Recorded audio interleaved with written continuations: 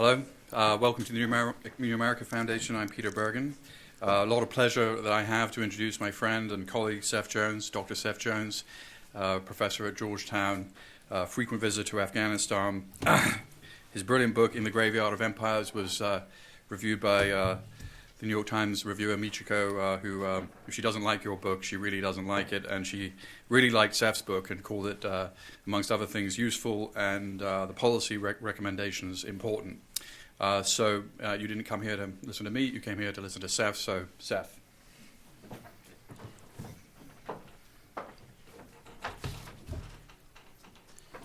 Thank you, Peter. Let me just put this in here.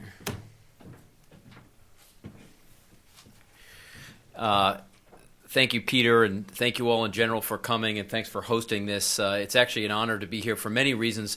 One of them is just the general expertise we have looking around the audience of people who have worked on Afghanistan, worked in Afghanistan, are from the regions, from Afghanistan, from Pakistan, from India.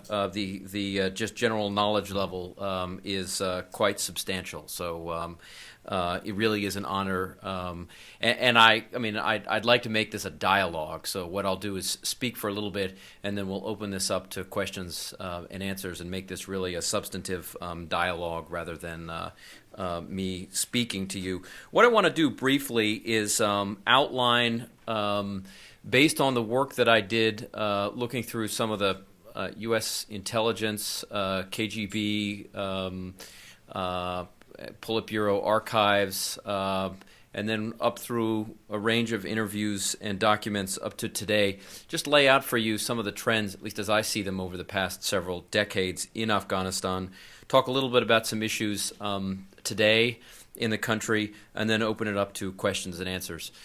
Now, first, I wanted to begin by a story that I've heard several times from friends in Afghanistan about the American. You may have heard this one. There's an American who is walking actually somewhere around the city center now in Kabul, and an Afghan comes up to him and says, "You're obviously a Westerner. Maybe you're an American. How long have you been here for?" And the man says, "Well, I'm actually writing a book on Afghanistan." And so the Afghan says, "Well, that's great. You must have been here for a long time doing research, talking to a range of Afghans, traveling around the country." He says, "Actually, I just got here yesterday." So the Afghan says, "Okay, well, you just got here yesterday. You'll be here for a long period of time. You're going to travel up into Mazar-e-Sharif. You'll go down to Kandahar. You'll travel out to Herat. You'll spend several months researching your book." He says, "Actually, I'm leaving tomorrow." And so the Afghan looks a little puzzled and says, "Well, what is your book about?" And he says, "Well, it's Afghanistan. Yesterday, today, and tomorrow." The point, though, I think that has come clear the more times I've heard this is, in general, the reputation even of the Americans, the staying power in Afghanistan has come under some scrutiny for, the involvement in the 1980s, helping back the Mujahideen, and then pulling out in the early 1990s, the end of the 80s and the early 90s. So that's sort of, one indication I get from talking to people, this question about the U.S. has now entered back into Afghanistan. What's its staying power? Not just what is it doing, but what is its staying power? What I want to do, though, is begin by talking very briefly about the history. I mean, one of the things I do try and do is look through a lot of the now declassified intelligence on views of Afghanistan and what contributed to the rise of instability in the 70s all the way through the 80s and 90s. And there are a couple of things that I would note because I think they have direct relevance to what is going on today. And that is, if you look at the past several decades in Europe or even the United States, you see a very strong central state. You've even seen, socialism or various parts of socialism, including health care that has become very centralized in a range of states. My wife is from Canada. The healthcare system there is very centralized.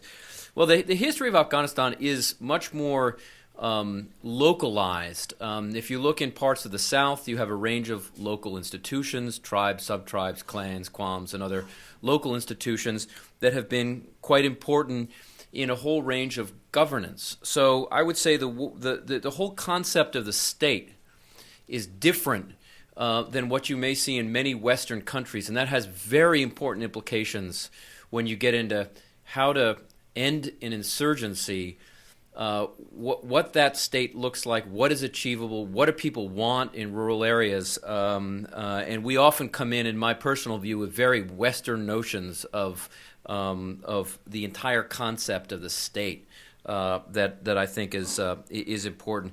The second issue that became very clear is really the role of outsiders, and a lot of the intelligence assessments were quite clear about it. I'll just read very brief segments from a few of them. These are from U.S. CIA and Defense Intelligence Agency assessments from the early 1990s, even about the role of neighbors. Because the point is all of Afghanistan's neighbors and other major powers in the region have played helpful or harmful roles in the country. Indians, Pakistanis, Iranians, Russians, Soviets, and a range of others. So even as you go through a lot of the archival work, this really comes out loud and clear. So, for example, we have reports in the early 1990s, including national intelligence estimates from the U.S., detailing Jamiat was receiving large amounts of cash and military supplies, mostly from Iranian government sources. This is all quoting. Funds and supplies reportedly come from Iran to points in Tajikistan, where they're picked up by helicopters and ferried to the Panjshir and other points. We get this from a range of other countries. You get this on the Indians, for example. India has been New Delhi's primary foreign policy objective in Afghanistan is to counter Pakistan, and there are details on logistical supplies. The point is, though, as we've seen historically, the country has been, if you think back to one of the more famous books written about Poland, that's called God's Playground, there has been a sense that major neighbors have played a fundamental role in Afghanistan, for better or for worse, but to pursue their own national security objectives. And I think understanding today Afghanistan and understanding the insurgency and understanding governance means understanding that neighbors have, are, and will continue to pursue their own strategic interests in that country. So stabilizing it means fundamentally understanding that practice and that behavior. The book really focuses on what caused the insurgency, at least after the U.S. and Afghan overthrow of the Taliban regime. Let me first, at least, give you my view of what that insurgency looks like today briefly and has looked over the last few years, because the media reporting continues to call this a Taliban insurgency, and in my personal view, that is a gross oversimplification of what actually exists on the ground, where you actually have, in fact, a range of different networks involved in fighting. So you have clearly a range of insurgent groups, from Gulbuddin Hekmatjar's Hezb Islami to the Haqqani network, to Mullah Omar's Taliban. You also obviously have a range of Uzbek, now Tajik militant groups. You have Al-Qaeda in various forms, mostly based from Pakistan. And then you have a range of other smaller groups. There have been elements of Lashkar-e-Taiba that have been in Afghanistan. And I could go on groups, but the point is pretty clear. You do not have, this is not only a Taliban insurgency, there are a range of other groups, some of whom have fought each other historically. Hekmatyar and the Taliban fought in the early through the mid-1990s against each other. So again, differences somewhat in scope of some of these groups, but I think an appreciation for a more diffuse and often decentralized insurgency than is generally understood, at least by the public more broadly. But what then led to, and of course, as the Obama administration has begun to do over the last several months, this is in many ways a regional insurgency, at the very least, understanding that every major group that I have just described has presence on both the Pakistani and the Afghan sides of the border. And in many cases, including Mullah Omar's Taliban, really has its command and control node in Baluchistan. With Haqqani, it's mostly in North Waziristan. You could that with Al Qaeda, it's also in Pakistan and places like North and South Waziristan, Bajor. So again, this appreciation for the fact that this is I think a much more decentralized insurgency than most people realize, but also this is really a regional in scope. And so I would say then, getting to this question of what caused this insurgency, because I think as we look at ways to move forward, we've got to appreciate what caused the insurgency in general. This is after the U.S. and Afghan overthrow of the Taliban regime. What I do is I point to at least three major factors that are fundamental, and this has a lot of impact on, I think, ways to think about moving forward.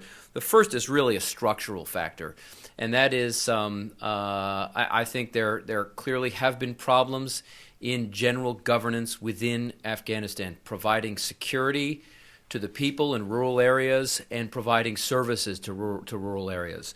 And we've seen over the past few years a range of public opinion polls indicate growing unhappiness with the Afghan government. When I say the Afghan government, I'm not just talking about the center. I'm actually talking about local, provincial, and national. And so we see, for example, issues of concern about corruption, and we've seen over the past few years increases in concern among Afghans about corruption at the local level, with police at checkpoints, for example, at the provincial level, with individuals involved in the narcotics trade, and even in some cases at the national level as well. Now, this is not to say that there isn't corruption that is happening in other places, and there clearly is. A lot of the aid and development and the role of international actors, there has been and there will likely continue to be corruption. Just the sheer amount of contracts, the sheer amount of money that's not getting to Afghans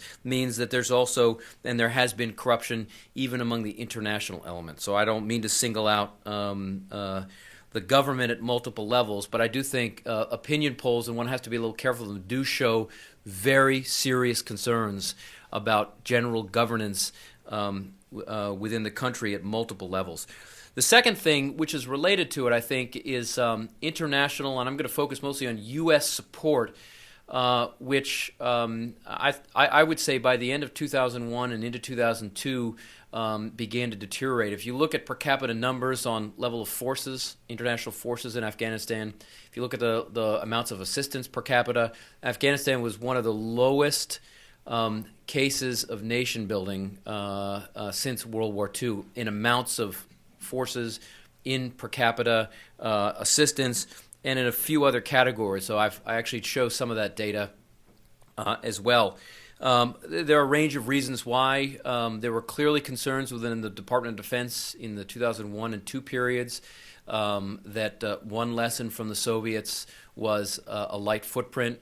There were other concerns, too, the focus on shifting resources towards Iraq. I mean, we saw that in November 2001. I talked to, it was actually a friend of mine, was a chief targeter for Tommy Franks' staff in Afghanistan and Pakistan, and he had chunks of his staff removed in November of 2001 at the end for a planning of the Iraq war. So there was an impact as early as November of 2001 on Iraq, even from the U.S. standpoint, and we saw that. We saw shifts in those fronts on the military, diplomatic, and intelligence sense as well. Just sheer resources put to Afghanistan as compared to other places, including Iraq. So I think a second issue was probably too little. Again, this was not just U.S. One could look at resources even provided by Germany, for example, to the police effort, which was quite minimal, or the Italians to the justice sector. So I think a second issue was this assistance. And third, if the Afghan government, as problematic as it was, got too little assistance from the international front, I think what you saw is from the insurgent front, you had too much assistance in the sense of multiple areas. So Al-Qaeda, we know, was able to gained sanctuary in Pakistan. So you saw a major shift of individuals. Roughly, in some cases, the difference from where some of them were located in places like Jalalabad to the tribal areas of Pakistan is not a very far shift. You saw just a slight eastward shift in some of al-Qaeda's core areas. And you saw then the Taliban essentially regenerate itself in places like Baluchistan, and you saw a range of other organizations gain sanctuary in Pakistan and use that as essentially a base of operations for moving back into Afghanistan. As I went and talked to some of the CIA station chiefs, for example, in the region, military commanders, I mean the deal that the U.S. struck in the 2001-2002 period appeared to be quite clear. That is, the U.S. was primarily interested in foreign fighters, especially al-Qaeda. Other local insurgents were left to the Pakistanis to deal with, and I think it's fair to say, as seen from 2009, as difficult as it would be to deal with them, they were not dealt with effectively. And then, of course, you had a range of states in the region.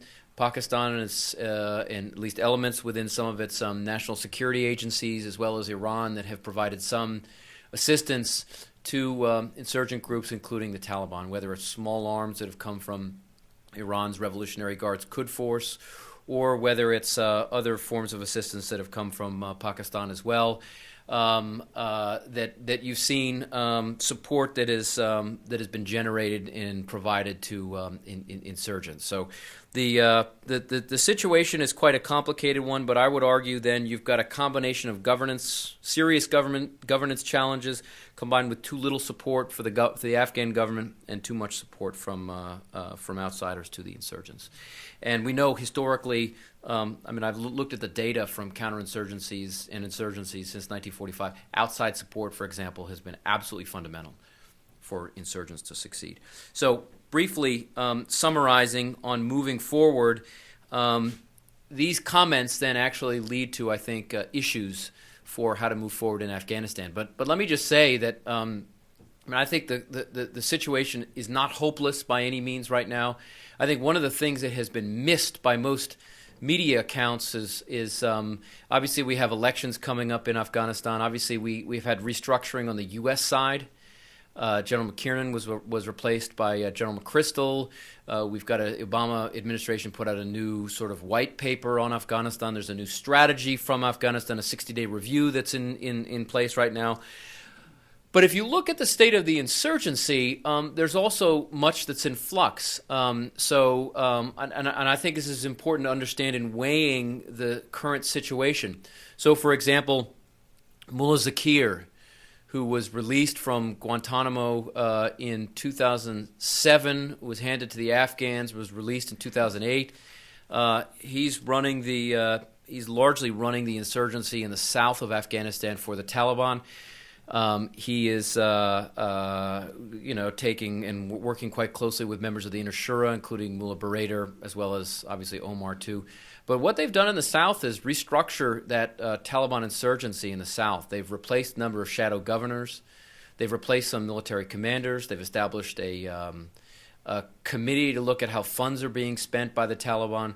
They've looked at ways to measure progress among Taliban commanders.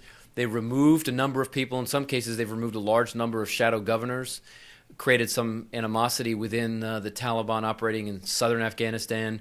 And so I would say in that sense, and plus when you look at Taliban public support, it still gets fairly low levels of support, even if parts of the Afghan government do as well. And then when you move to a range of the other groups that I talked about earlier, Haqqani Network, Hezb Islami, you're getting pretty low levels of Afghan positive support for these groups. So I think the Taliban in the south is in a somewhat of a state of flux right now. They're in the middle of a restructuring effort. There are now a whole range of aggrieved former shadow governors who are pretty angry that they've been removed, upset at Zakir for trying to restructure the insurgency. And then you get variations in actual support for a range of these insurgent groups.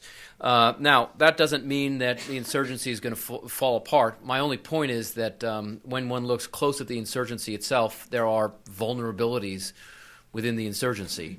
And you don't have a homogeneous network, and you certainly don't have a sort of a perfect world.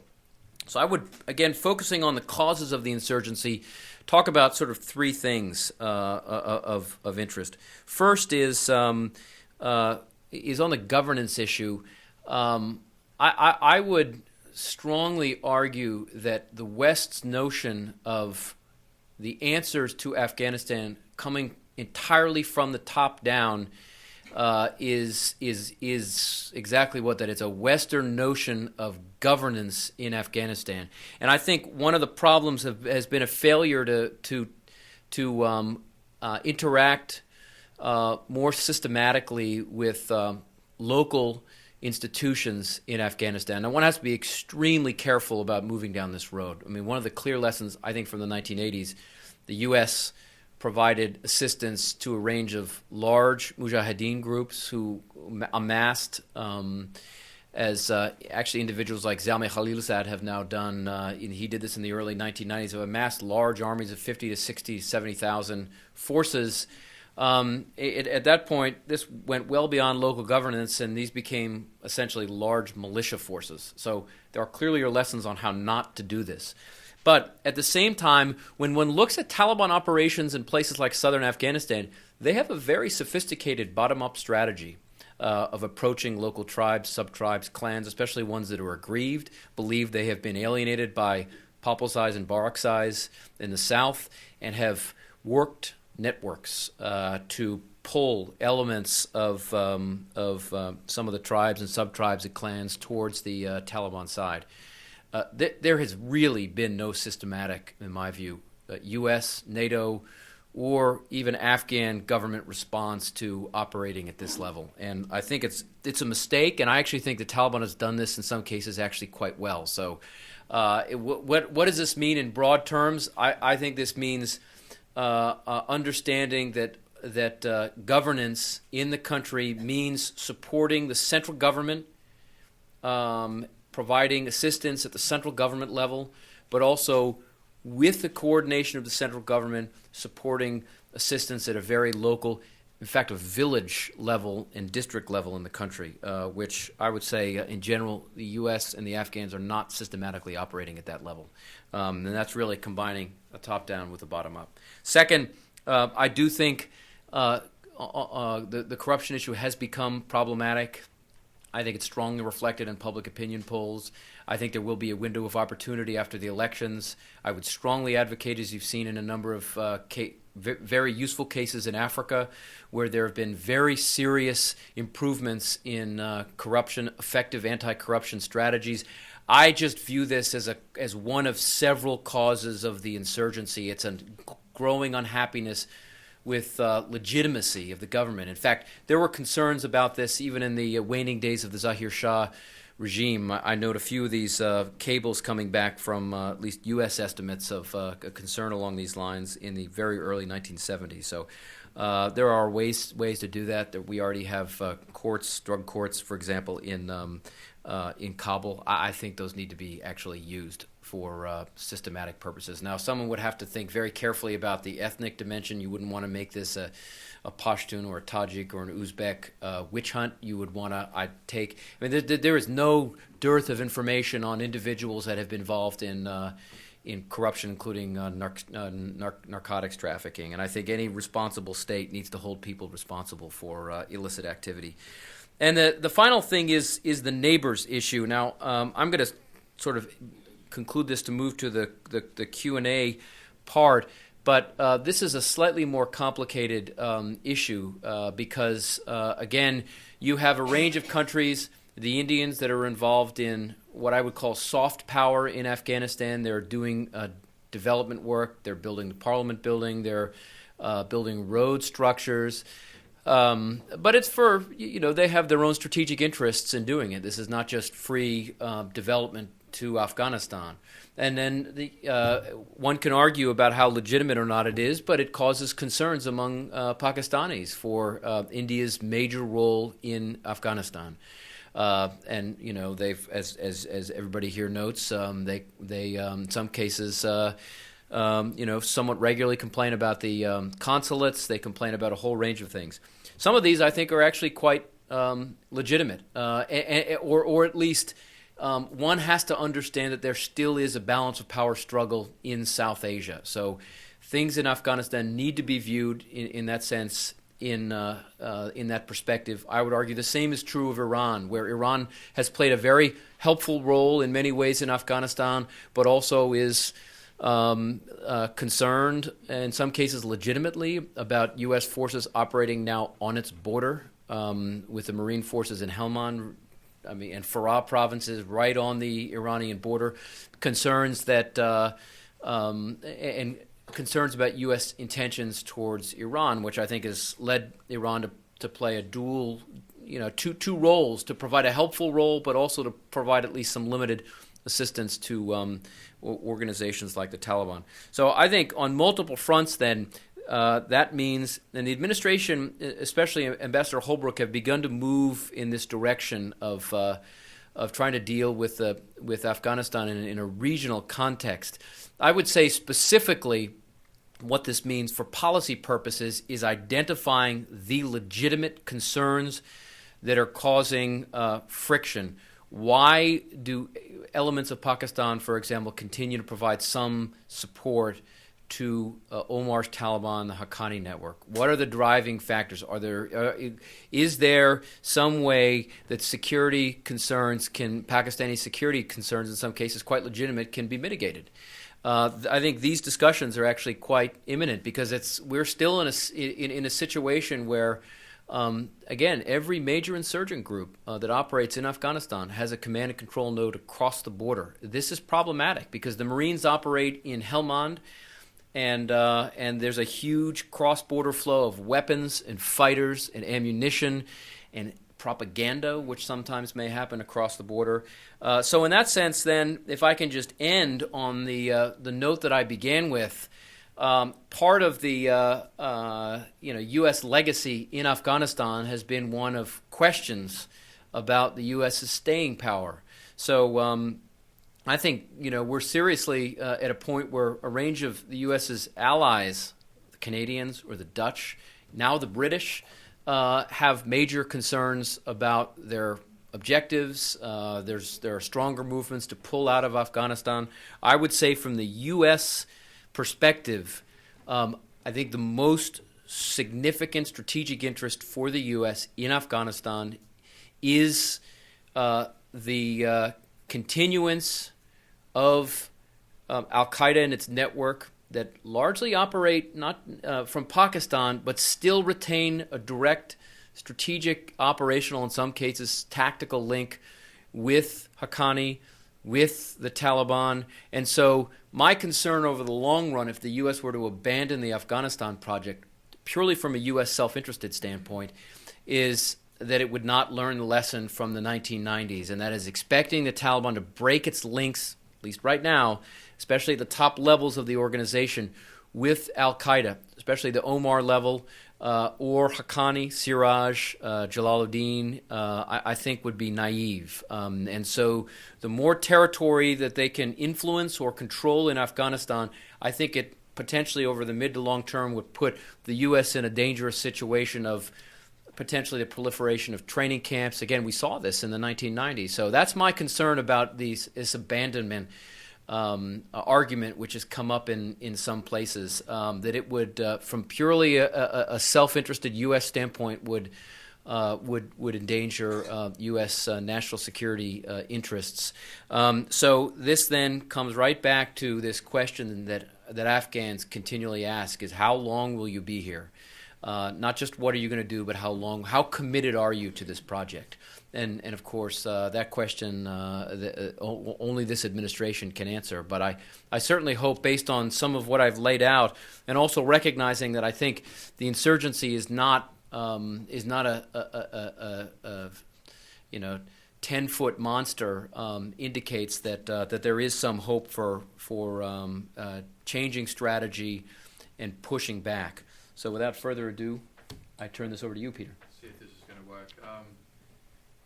We're going to have to take questions, and you identify yourself, and statements are not encouraged. each of the questions are. And the first question, Seth, is how would you score the weaknesses and strengths of the Obama plan for AFPAC? Well, I actually think what matters most in terms of a plan is actually what's formulated out of Kabul. So I would say at the moment we do not have a formulated strategy and plan yet. I mean, this is the purpose of the 60-day review. So I actually think what's most important is what gets implemented on the ground in Afghanistan and comes at the Afghan level from General McChrystal and the other U.S. And other international organizations working with the Afghan government. But what we've seen from the Obama administration that's come out publicly, for example, in the white paper, generally supportive of focusing on Afghan national security forces, focusing on anti-corruption efforts. But what appears to be still an open question mark, though, is what is the strategy at the local level? Because that has not been defined. And what's the implementation strategy of taking what's put in sort of a broad perspective, if you've read the white paper, and implementing on the ground? And that I think is being actually worked on, it is being worked on right now in Kabul. So I just think in general there's a lot of details that are currently missing from implementing what has been identified in Washington. Okay, because of you're going to do the questions, right? So we'll have a microphone for each of the questions. We'll start with Trudy Rubin of the Philadelphia Inquirer. Where do you stand on the issue of whether the real problem is in Pakistan, and if you don't solve that, it won't matter what you do in Afghanistan? And also, when you're talking about on the ground, can you say a little bit more about how you think assistance in terms of aid could be gotten to districts and localities? As you know, there's lots of discussion going on with Holbrooke, the U.S. Embassy being beefed up and so forth. But what is the mechanism? Is it the Ministry of Rural Reconstruction and Development's community councils? Do you have a preferred plan of how that aid could get through the many bureaucracies, U.S., Afghan, and international, to the ground? Sure. Good questions. First, on the Pakistan-Afghan front, I mean, as I laid out, in my personal view, the chief problems end up being governance ones in Afghanistan. So I believe that the fundamental challenges are coming from within Afghanistan, but that, as has been Afghanistan's case, at least over the past several decades, that its neighbors do play a very significant role. So I would say both factors are important. I think in general, if you read comments from senior Afghan policymakers, probably rightly so, and certainly from a domestic standpoint, they tend to blame a lot of their problems on external sources. If you read Pakistani press, they do the opposite. They blame it on the Afghans. I think that the reality is somewhere in between. But I think any insurgency historically generally begins because of problems from within, that in this case are significantly exacerbated from an ability of groups to operate from outside. So I do think they are intertwined, and this is certainly not an either-or, and that stability actually will require dealing more effectively with both of them. On the issue of assistance and what it means on the ground, well, I think in general, and I'll give you one good example. I've spent a chunk of time in Asadabad, and spent time with the provincial reconstruction team in Kunar. And when I say implementing better on the ground, here's one example. What the PRT, along with several of the district governors and Governor Wahidi, did in parts of Kunar is they went to a range of village level, held village level shuras, asked what projects would be particularly beneficial for the areas. One of the things that came up in Kunar was road construction, not because it allowed individuals to move freely, but because it allowed goods to get to market, especially to places like Asadabad. So the development assistance was then done, negotiations were at the village level. A lot of aid went actually with the involvement of the government, including the district governor in the various districts and the provincial governor, A lot of the aid went to the villages. So when a road was built through a village, it was built by villagers from that village who also protected it. So it actually served, I mean, this is a war. It also served actually a helpful counterinsurgency goal as well, because what it did is it gave locals a stake in actually doing this. They helped build a road that went through their village so that people could take goods to market. So I think that's an example of what I mean by, some of the funding was done through a whole range of ministries. IDLG was involved in some of the discussions. Ministry of Rural Rehabilitation and Development was involved. But part of the money was SERP funding that went directly from the U.S. with the Afghan provincial governor involved in the discussions right to the villages, or to the contractor, Afghan contractors who were involved in building it. So that's actually how in some cases I'm arguing that this can be done a little bit more effectively. In parts of the South, we've had requests for help from a range of not just villages, but also tribes and sub-tribes and clans as well, Durrani, Gilzai, and others. So, but that's one example of how one might implement that. Gentleman in the yellow shirt. I'm Harlan Ullman. Seth, thanks. Two questions. First, in researching and writing this book, what surprised you most, or what did you draw as your most interesting, provocative conclusion? And second, you're absolutely right about the governance and civil sector issues, and we're depending hugely on NATO and the EU, who are both AWOL in essence.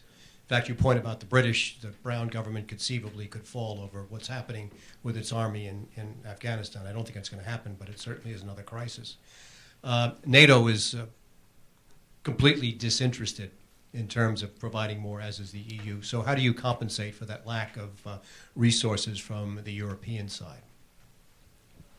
Yeah, good questions. On the surprise, I would say one of the things that I think surprised me the most was, and maybe it shouldn't have, but at least I got a better appreciation for it as I went around and talked to a range of especially on the international side, was how westernized the conception of nation building was in Afghanistan. How much of this was focused on building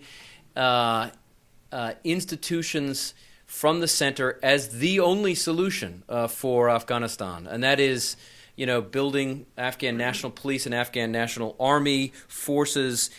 So as you travel into rural areas of the country, I began to hear by 2003 and 4 and 5 and 6 people saying, we don't want the central government to play that role at our village level. I mean, it's okay if it can come in occasionally and provide some security if you get major fights between tribes, but I would say in some areas there was a strong pushback on the U.S. was sort of visualizing nation building in Afghanistan. In the very early period, there was seriously a strong desire not to do it at all. I mean, we know that in 01 and 02.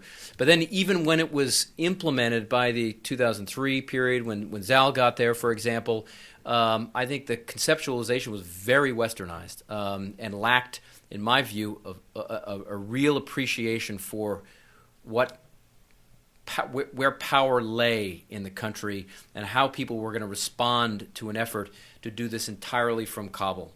Because look, I mean, when you look at development and you go to Kabul, Kabul is a fundamentally changed city in many ways. You've got Khmer has these large buildings, and the Kabul city center, and the Serena, but the more you travel outside of them, and there are some cities like Herat which are actually quite nice, but you don't see that. I mean, that assistance is kind of an urban, especially a Kabul phenomenon.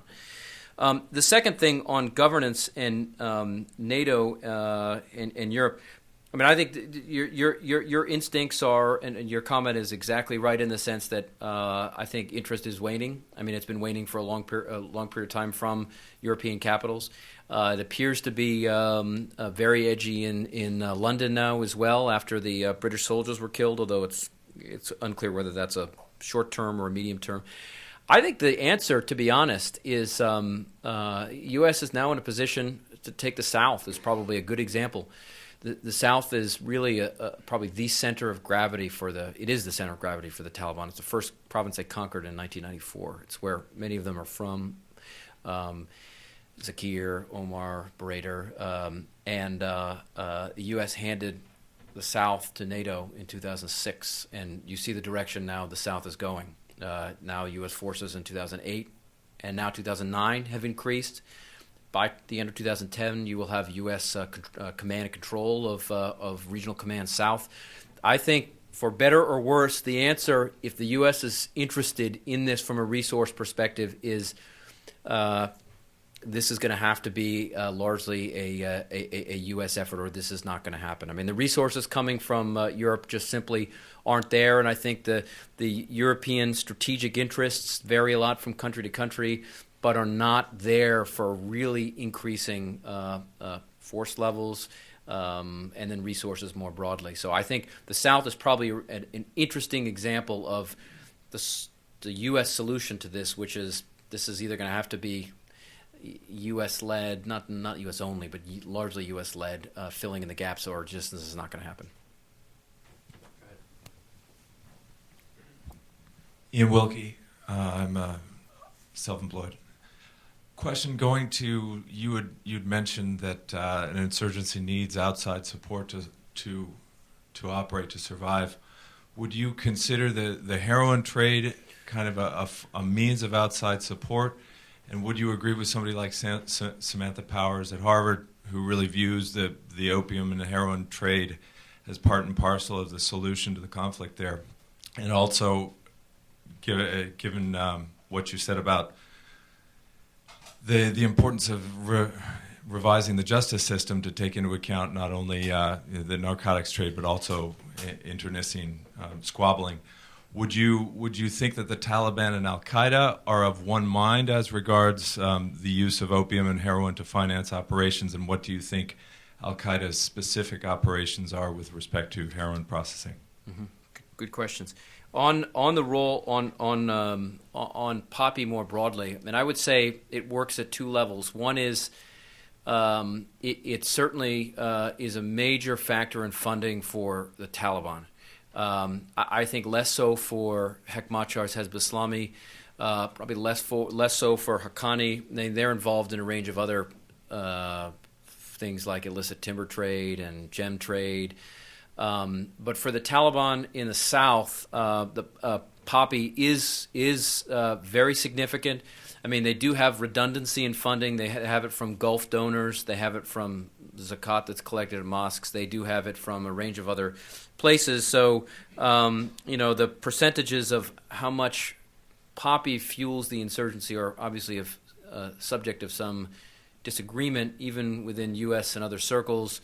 But it's obviously quite substantial, especially for the Taliban. And it also undermines governance.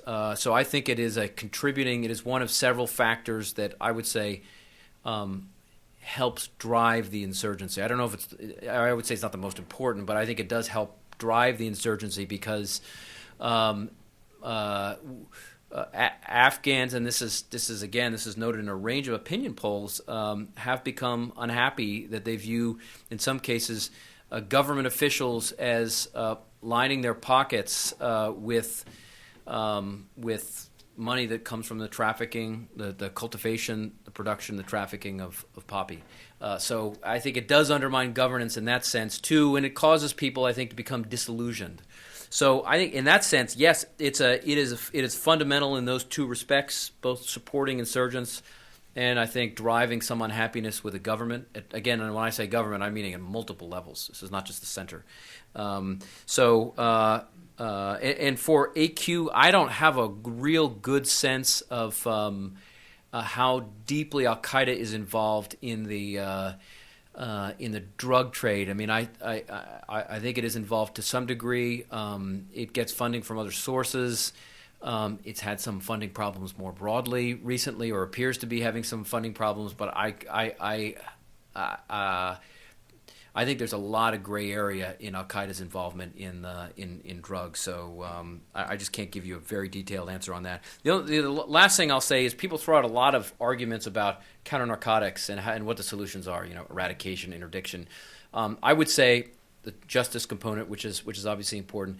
But what is true, I think, on the ground is if you were to look at a map of the South and you were to map areas where poppy is grown and areas where U.S., other NATO, and Afghan forces control, there are areas where there's a significant overlap. One of the clear first steps, I think, especially in the South and provinces like Helmand, of getting a more manageable handle on narcotics is controlling territory first, because otherwise you can't enforce anything that goes on in these areas. And the problem in parts of the South, I think, is that there is very little Afghan, U.S., NATO control over territory where you have a lot of drugs being grown. And that is at least a first important step in I think, certainly eradicating, interdicting alternative livelihoods and other things. We'll take some questions in the middle. Good question. Hi, thank you, Seth, for the very insightful talk. My name is Bilal Baloch from the Transnational Crisis Project. You touched earlier on upon the vast networks, the decentralized nature of a lot of the members of the Taliban. Particularly, you touched upon Mullah Omar and the nodes reaching out as far as into Balochistan. My question was perhaps varying a bit more towards the Pakistan side of the crisis, and that is, if you are put in front of the policymakers at this moment right now, what sort of advice would you impart with? Because the army in Pakistan isn't showing as much urgency as they should be in regards to identifying Mullah Omar as a serious threat. And then there is this dual problem of a vast network that if one were to carry out a network analysis, there would be nodes and branches all over the place, particularly insofar as Balochistan, where not a lot of research and on-the-ground presence is available. So I just wanted your thoughts on that, please. Sure. Good question. And of course, historically, people have often called this the Quetta Shura, but we actually have noted some migration even towards cities like Karachi of some Taliban officials as well. I actually think the answer to more effectively dealing with Omar's Taliban in Pakistan is not an army issue, because they don't operate there in the sense of controlling large segments of territory. In fact, I think the use of the army, the way, or the Frontier Corps or SSG as they were used in Bajor or SWAT would be completely counterproductive in Baluchistan for the Taliban for a range of reasons. Assuming you could even assuming they would even get to the point of actually wanting to do that, which of course is a heated subject of discussion. I think this what this really is a function of, this is just police and intelligence work. This would be capturing a handful of the senior leadership that is operating relatively openly in Baluchistan, and we've seen it with occasionally they will do that. We saw Obadullah go under at least house arrest, so they at least have the ability to capture and arrest, in some cases kill, senior Taliban leaders for their own interests. But again, this is not large-scale shaping, clearing, holding, and building, sort of classic counterinsurgency. I think this is actually just police and intelligence work that would require identifying the location and having the political will to actually capture them. So, I mean, I think that's most of the actual insurgents, Taliban insurgents, are located, I think, in Afghanistan. What you're talking about is key leadership structure operating from, Barater, Zakir, and others operating from Pakistan. The gentleman in the grey hair in the back, in the middle there. Gareth Porter, Interpress Service. I want to challenge you a bit on the use of the term corruption.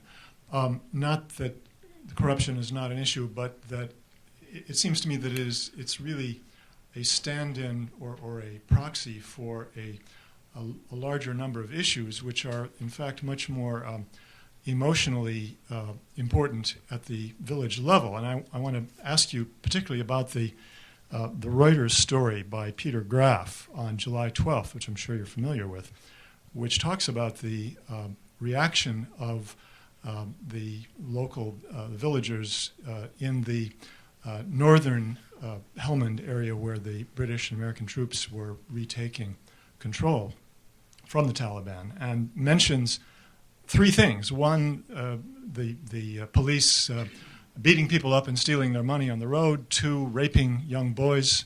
And three, bringing in landlords, sticking a gun in their head and demanding money. So isn't it the case that corruption is really a matter of oppression on the part of local warlords or their proxies in these areas, and therefore isn't it really a much more difficult problem structurally than you've suggested? Sure, good question.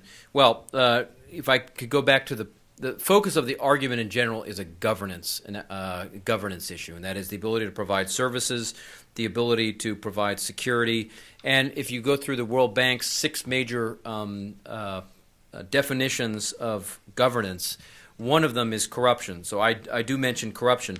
Now, for me, what corruption and the polling data is a little sketchy on this, but I would say so just to partly answer your question, look, there are a whole range of things that come outside of corruption that concern people. Especially what a range of warlord commanders do, but government officials do as well. So there certainly is a lot that happens outside of that. What I would say when I use the term corruption is probably 3 things. One is issues related to individuals making large amounts of money off of illegal activity, especially the drug trade, that does appear to be causing growing unhappiness, because it means government officials are pocketing large amounts of money rather than providing services in a local area. So I think one thing when I use corruption is very large amounts of money that are going into individual pockets that are involved in illegal activity. And that does appear at a macro level to be of growing concern among Afghans. The second is things related to contracting. A range of individuals, current and former Afghan individuals, have gone public about contracts. There was one recently discussed about a contract for $1 million that was where the contracting firm gave or used $1. It showed receipts that it spent $1 on the project and gave a $250,000 bribe to the minister who was involved in it. So that's a second issue, is kind of extortion and bribery that's involved. And the third type is what you're describing that sometimes happens at a local level. That can include police taking bribes at checkpoints. It can also mean people getting arrested, going to a judge in a city, and for a bribe, releasing him. So in that case, I would say corruption can take several different forms. And when I'm talking about it, that's what I mean as one aspect. Again, going back to those World Bank development indicators, as one aspect of governance that I think is partially driving the insurgency. Gentleman in the back with the glasses. Thank you. Peter Abertzese, formerly with the House Foreign Affairs Committee. I think of our experience in Anbar and our good fortune there. Is there a potential for moving in and getting some support from many of the insurgent and tribal groups? And are the insurgent and tribal groups primarily opposed to the Taliban, to the government? Or what are their objectives? Good question. I don't know a lot about the details of Anbar, so I'm going to step aside from combining analysis. And I will say on the Afghan front, though, first of all, I think it's impossible to generalize on sentiments among locals in Afghanistan. So if you take the South, for example, we see Durrani and Ghilzai tribes and sub-tribes and clans supporting insurgents as well as supporting the government. I mean, Mullah Barader, for example, is a Papalzai. So you see elements of the inner Shura that are Durrani as well as Ghilzais or other Afghan from Afghan tribes. So I think, first of all, it's impossible to generalize, even at a tribal level, about where tribes and sub-tribes and clans sit. I think the most interesting analysis, or at least finding, is that the Taliban have, I think, effectively worked local institutions. I said this earlier, but have effectively worked at the tribal, sub-tribe, and clan level. Now, the tribal structure has been weakened in a number of areas, so this is I'm not suggesting that in all areas a tribal structure, and it's certainly evolved over the last several decades, but they have effectively worked at a very local level, sent individuals from the same sub-tribe or clan to an area and co-opted where they can and coerced, if that's what it comes to, through targeted assassination, through sending a few individuals into a village to intimidate, through shabanama or night letters, through propaganda. So what I'm suggesting is there has been no effective, first of all, strategy that's been put together by the Afghans and the internationals, and second of all, no implementation because there's been no strategy. So I think effectively taking on the Taliban at that level, an area that they are generally wholly operating on their own, would be very effective. And it's clear in some cases there are a range of sub-tribes and clans that will not that may be deeply opposed to the Taliban, may not like the central government either. It may actually be in competition with some Papalzai or Baraksai tribes. But as one tribal leader in the South said to me recently, he said, "No, my problem with the Taliban is they've got a top-down ideology. They try to tell me how to live my life. I'm a Pashtun. Nobody tells me how long to grow my beard. If I want to grow it long, I'll grow it long. If I want to grow it short, I'll grow it short. Nobody tells me how to live my life." So the point here is I think there clearly are there is unhappiness in some cases with Taliban activities, but looking at this as a pro or anti-government issue is probably in some cases not helpful. They may not, and they probably won't do this for the central government. They will do it for their village or their sub-tribe or their tribe. But I do think there are a range of opportunities in the South, in the West, in the East that have not been systematically thought about taking advantage of. So if someone wants to draw parallels with Anbar, I let somebody else do that. But that's at least my thinking on the Afghan side. Jeff Stacy from the State Department, but visiting this year George Washington, so I speak in the capacity of the latter. Dr. Jones, a really compelling set of remarks, and on the sub-national factors, I think you're absolutely right on the money. The district and local level emphasis is absolutely critical. The good thing is that it's starting to happen. Corruption is focused on in a new way, perhaps. The growth of the Afghan forces is something that may be improving, but would you agree that the supranational aspects of these things are more important, the latter part of your remarks? And I want to ask you a specific question about the regional factor here. It's quite out in the public in the last number of days, in particular, that the Pakistanis are being very, very difficult on coordinating with the U.S. and with allies and dealing with those command and control centers that you alluded to earlier. The Pakistanis are clearly saying that they are not going to focus the way that perhaps the U.S. would like them to focus until and if something changes with India.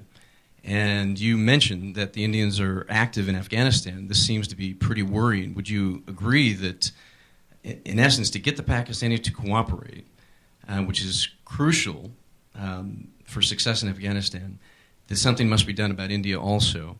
And that would mean that to get the Indians out of Afghanistan and to get them to not respond so harshly to the Lakshar attacks and others, and to essentially pull back and move to a new level of bilateral relations with Pakistan, that they need something. They need something from us. They need something from the West. What could that something be? How can you placate the Indians enough for the Pakistanis to move their emphasis away from them and to Afghanistan? Well, that is a very, very good question and a very difficult one to answer because, first of all, I do believe that from a Pakistani perspective, I obviously can't speak for anybody but myself, that there is a very serious medium to long-term concern about India's role in Afghanistan, and that is certainly contributing to, among other things, support for some of the some groups, not all of them, not even necessarily most of them, but a few groups as proxy organizations, and certainly not systematically targeting them on Pakistani soil. So I do think the concerns about India are serious. You know, some cases may be slightly exaggerated, but certainly they certainly exist. And the difficulty, of course, from the Indian standpoint, I think, again, I can't speak for the Indians, is that I suspect, based on their relationship with the Afghan government right now, they're not going to want to budge. They're not going to want to. They're not going to want to decrease their presence there. They're not going to want to decrease funding. They're not going to want to do anything to harm their strategic relationship with Afghanistan right now. So that means from the beginning, these are very difficult diplomatic discussions.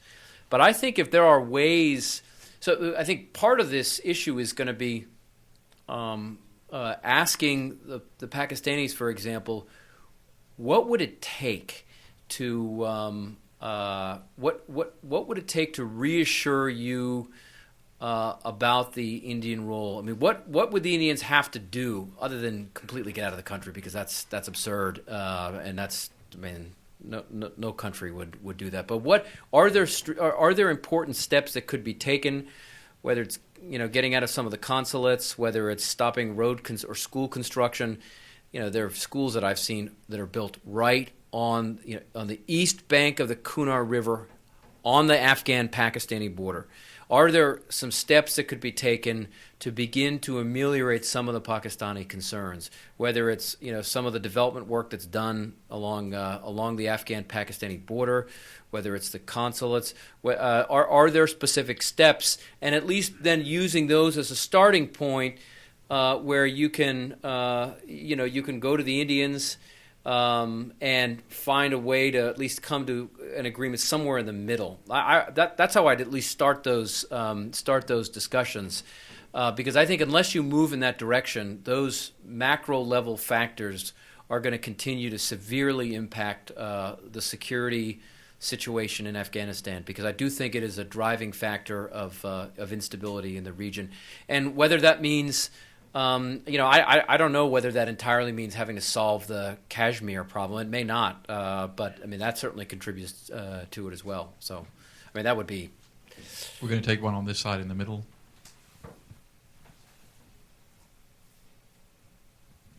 Thank you for some great insights into Afghan history and current problems. My name is Steve Gale. I'm on the House Subcommittee on National Security.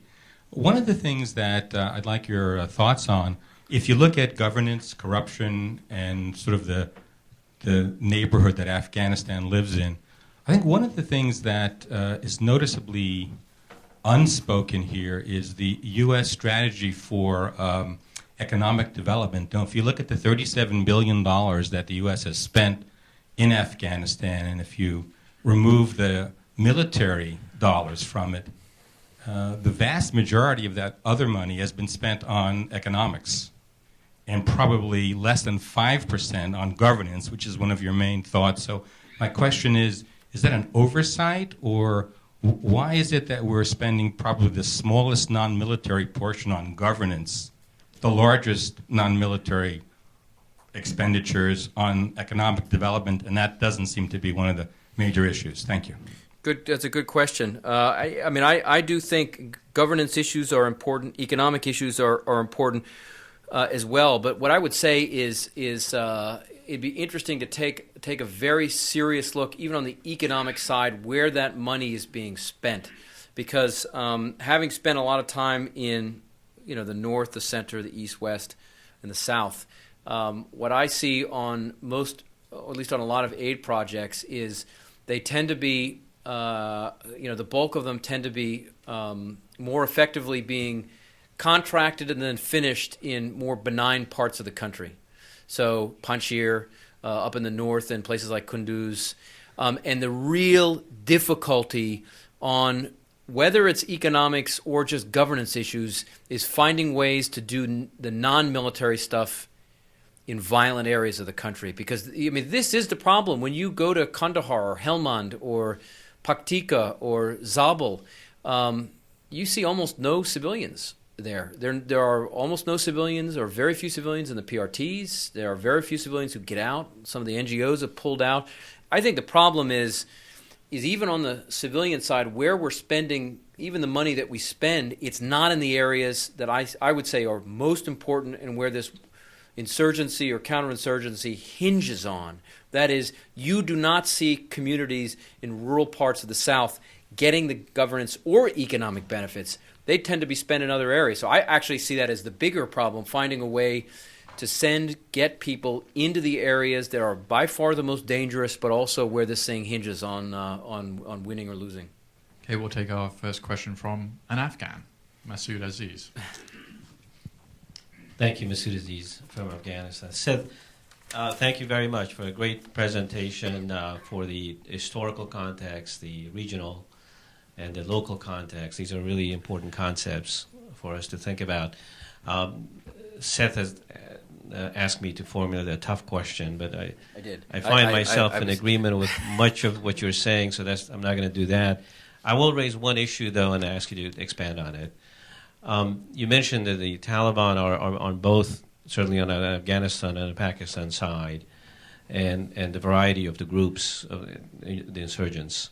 That is absolutely true. However, in my opinion, the leadership of the Taliban, morphing into Al-Qaeda, really the difference between the two sides of the border is that they're finding institutional support on one side of the border. Unless if we address that, everything else we will do with the insurgency will be temporary if they find support, and they will be coming back. And you mentioned the Taliban finding their way in the local tribes and understanding what's happening between the sub-tribes and the local tribes and operate at that level. I thought that I heard you say twice that the U.S. or the international community needs to operate at that level. And I find myself, if that's what you're saying, not quite in agreement, because I don't believe that the international community outside can in fact operate at that level as an outsider.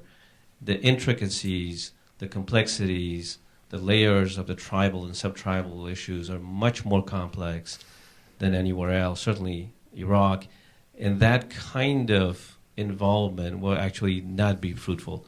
Instead, it has to be the kind of thing that you said in local communities, developing their own sense of ownership of what development and security means. That has been done before with the NSP and other areas. So I'm not sure if I understood what you said about that. If you can expand on it. Thanks. Sure. I mean, on that, but I don't really disagree with your institutional comment at the beginning. But I mean, on this question, I mean, this in my view has to be an Afghan solution. So there are ministries that have played this role, at least to try to connect the center to local institutions, including IDLG.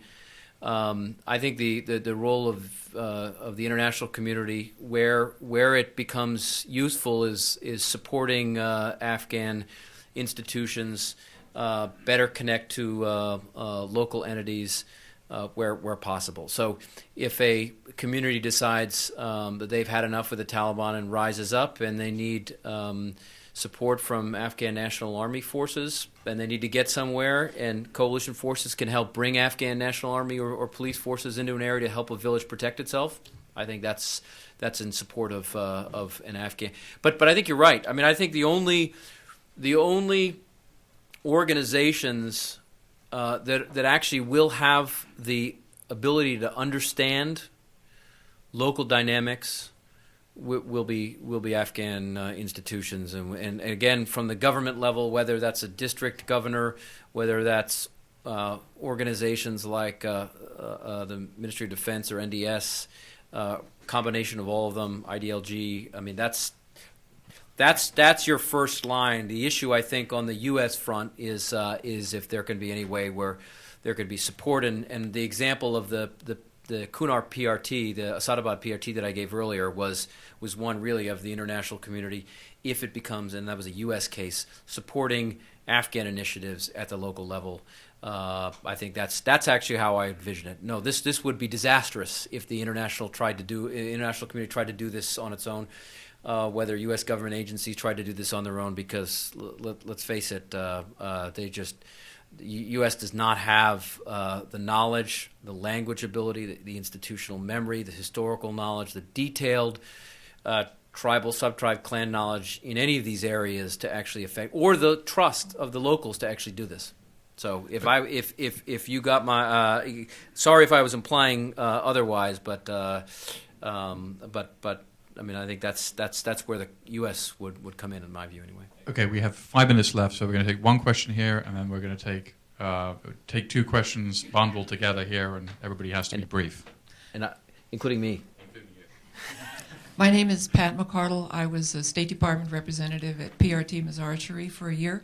My question is about Afghan's energy future, and some of us at PRTs, I was not a development person, I was with state, but we're promoting renewable energy solutions, solar cookers, small-scale microhydro, and it seems that the U.S. policy is still focused on large-scale electric infrastructure, bringing electricity in from Central Asia.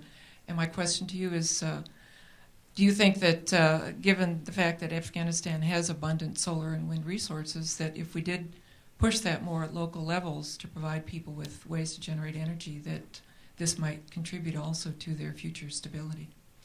Well, it may. I mean, I'm not an expert on this, so won't be able to go into detailed knowledge of or detailed response. But what I will say is, this discussion would have to be at a local level. Is this what local villages want? And if so, can this be done in a relatively cost-effective manner where Afghans can actually do this, and it's not going to require, because we've seen areas where international communities, including the U.S., has given very expensive medical technologies where there's no way over a period of years the Afghans can sustain the costs of fixing something. So I think if it's done with local interest, and if it's done in a way that can be supported over a long period of time, I think it certainly could be done. So we're going to bundle these 3 questions together.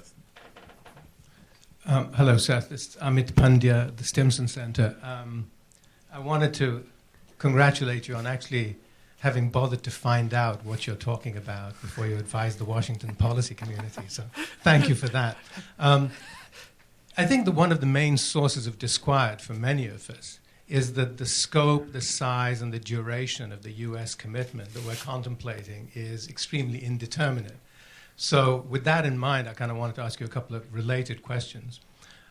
One is your emphasis on the importance of local initiative. Seems to me, at present anyway, founders on the, should we say, dubious representativeness and probity of local leadership and local institutions. So, what length of project and commitment are we talking about there by way of governance reform before that emphasis on local initiative can even become viable? And then the related question is, while we're going through that relatively long-term process, what kind of security presence is really required? I mean, very specifically, what numbers of U.S. troops, what kind of commitment, and over what period of time do you think we're really talking about? Take the other question over here. I'm Ken Yates. I'm a former Foreign Service officer. I spent a couple of years in Afghanistan a long time ago. I just want to note that the Helmand province used to be called the American province because we had put a lot of aid money down there. And among the aid projects, the biggest one was the Kajiki Dam. But in Garishk, for example, there was a medical clinic that was built, and there were schools built in the province as well. And in those schools, one of the requirements was that we build classrooms for girls. And the women's movement in Afghanistan, this is mid-70s I'm talking about now, the women's movement then was very strong and had a recurrence during the Taliban period when they ran this sort of an underground commercial operation in Kabul. I wonder what your observations are in terms of the potential of women's organizations and the women's movement within Afghanistan as a transcendent connection that doesn't otherwise exist among the clan structure. Okay, and then one final question here, and then you've got to answer in 2 minutes. Or less. James Ross, Center for International Relations. I was wondering how important and how critical the Bagram prison issue is in shaping Afghan perceptions of the United States, and what concrete steps can the United States do to reform the prison system? Thank you. Okay, I'll be quick. On the first question on local initiative, dubious representatives, look, one has to be extraordinarily careful. The U.S. has done this badly, or been involved in this badly many times, giving money actually to warlord commanders who are about the least popular of any in Afghanistan. So I would say moving in this direction, one has to be extraordinarily careful. This is why it can't be U.S.-led. On the security presence, and I apologize if I'm not giving you quite the detailed answers that your questions deserve. We just time constraints. Okay.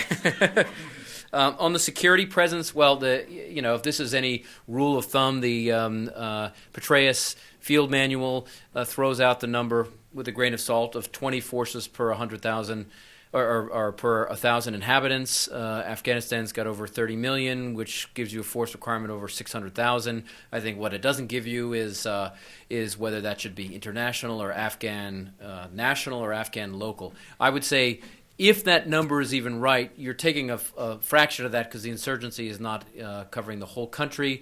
And U.S. is probably at its point, its maximum point of force levels. I don't know that the Afghan population is going to take a lot more U.S. forces or international forces in Afghanistan. So I think your sources generally are going to have to come from Afghan national institutions and local institutions. On Ken's question on women's organizations, there has been an increase in civil society and women's organizations, issues of human rights that has proliferated over the past several years. I think those have been extremely helpful.